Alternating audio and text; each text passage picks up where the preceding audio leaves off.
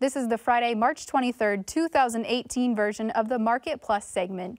Joining us now is Naomi Blohm. Naomi, welcome back. Thanks, Delaney. Naomi, we didn't get to hogs during the main portion of our broadcast, so I wanted to make sure we covered that here during Market Plus. We had a huge drop today at the end of the week with the hog markets. Was that because of China's threat to retaliate with tariffs? It is. That is why the hog market fell lower. And I think the market didn't have enough time to digest what the tariffs mean to our market. And it's not anything to joke about. It's not anything to be trite about. I will add that we have not been exporting as much pork to China as we have in years past. Mm-hmm. They have really, China, done a great job of building their own herd, and they actually have a glut of supplies right now. And so they haven't been needing our product. So this tariff thing, it looks scary. Mm-hmm. It is not anything to joke about, but we don't ship that much to them anymore anyway. Our biggest markets are Mexico, South Korea, Japan. The risk would be more, not tariffs, but if China, with this glut of production that they have, if they start exporting to Japan, we could potentially lose some market share that way, but it's not because of the tariffs.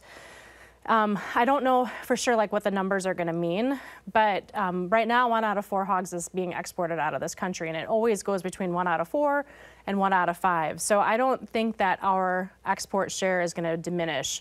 I think that exports in general stay strong, but yeah, we're going to be exporting a little bit less to China. But as far as something that they could retaliate with, it was, I think, a nice decision because it wasn't, like I said, a marketplace that was diminishing anyway. Right. The hog situation is, technically speaking, it's going to get a smidge worse on charts. Prices are going to go a little bit lower before they have a chance to rebound higher.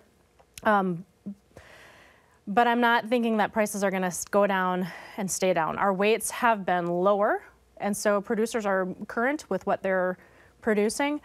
But we have big numbers, without a doubt. And demand in the U.S. is good. It's strong. But right now, grilling season. Yeah. But it's truly we've got a big supply of hogs in this country. So we'll be due for a corrective bounce. The futures price will work up.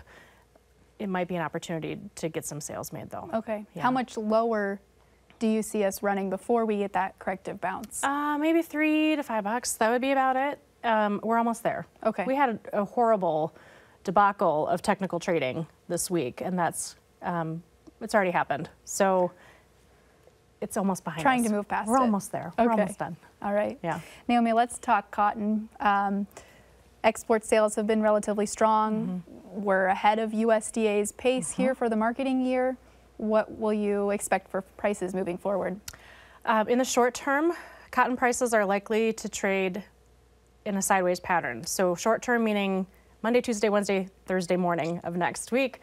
And then that report comes out at 11 on Thursday, and we're expecting a pretty big increase in acres. We're expecting production to be up like 5%, just bigger numbers in general. The market has rallied because our exports have been great. We're at 100% of USDA projections, and normally we're at 90% for this time. It's all been priced in. That's old news. It's old news. The story's moved on. And we have the biggest ending stocks in years right now. So if you are a producer who is growing cotton, who maybe hasn't grown cotton in Kansas before, I would say please make sure that you are locking in the money and the value that is there. Making some cash sales. Make some cash sales. Lock in what you can. We're at more risk of prices working lower because, again, we've priced in the export numbers. It's over and done with. So short term, I think most likely sideways to a little lower. But make sure you lock in those profits. Okay, that's the most important part. And you also touched on an important thing that we wanted to make sure and discuss a little bit more here in the Market Plus segment, and that was planting intentions reports, yes. Which is coming out this week. What are you expecting to see? Yes, okay, so here's what is being priced in already. For corn, the marketplace is assuming that the USDA next week, Thursday, is gonna say 89 to 90 million acres. That's priced in. If the USDA says acres are less than 89 million acres, that will be bullish for the market. If it comes in between 89 and 90, the market is going to not respond and just trade sideways. If it by chance is more than 90, then that would make prices fall lower. I would expect that we're going to stay somewhere between 89 and 90. Flipping over to soybeans, that's the wild card. Right. It's really all over the place. And when you talk to producers west of the Mississippi River, they're sticking with regular rotations. When you talk to producers east of the Mississippi River, they're saying more beans. And I don't know that we have a legitimate handle on this yet. So the marketplace right now is expecting the report to say 91 to 92 million acres. So if it comes out between those two numbers, great, we've already priced it in. It's a boring, neutral report. If they say that acres are more than 92, then that would be bearish, and that would make prices drop another 50 cents lower. Okay. So just be aware of that. That is where Maybe we're at look right at now. some options before that report comes out. Yeah. And the other thing, too, going into next week is that we'll have to see where on the charts our SI levels are at, technical indicators, if the market is oversold, how much have the funds stepped out of the marketplace, and you have to balance all of those types of things. But bigger picture fundamentals, we've got the dollar going lower, we've got crude oil prices working higher, commodities are back, commodities are fun to trade again, commodities are sexy There's for some the volatility in there. all of that. And so we're seeing more excitement come into commodities. So any setback in short term, I think is going to just be that short term.